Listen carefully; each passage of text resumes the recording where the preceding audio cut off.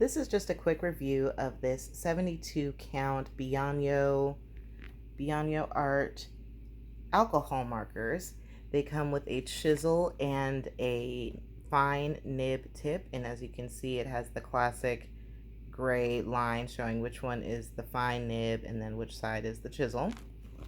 It's got 72 really vibrant colors and they are gorgeous. The number one thing I do want to point out is that you have a beautiful range of colors here. Not too many very like vibrant or bright colors, but you can make more vibrant color if you want by layering with like colored pencil or something like that. But these do have a lot of muted tones, which I really do like. I did want to point out that you should not trust the name on the cap. Like, obviously, I did the color coding system, like Y for yellow, I'm assuming, R for red, B for blue, G for green. I just did the numbers because, as you can see on the cap, those are the numbers that you would see immediately when you are looking for them. So I didn't want to write, apricot on there because I would have to take the whole marker out. So I just went by that number coding system, but they do have some pretty interesting names. But you can't go by the name on the marker because I starred this one B028. As you can see, that's like a dark Prussian blue Payne's gray color. Yeah, its name is Deep Yellow. That don't make no sense.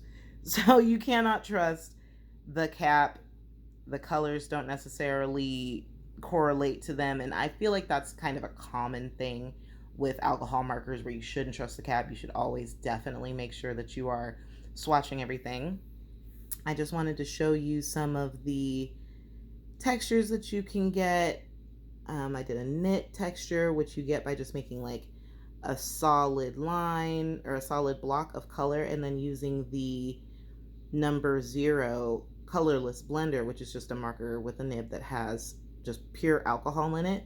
And it is not designed to blend colors.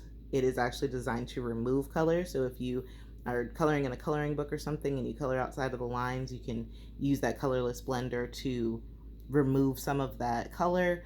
And as you can see here, I used it to make like a knit pattern, like if you're using for sweaters. You can layer and use, I used a Jelly Roll 10 white pen, but you can make a glitter one. I just showed you some basic shading where you can either use the similar color for the background and then just layer it a couple of times to make it darker, or you can use a similar darker color like I've used here. You can show things being a little bit brighter or darker by using a gray background or a yellow background.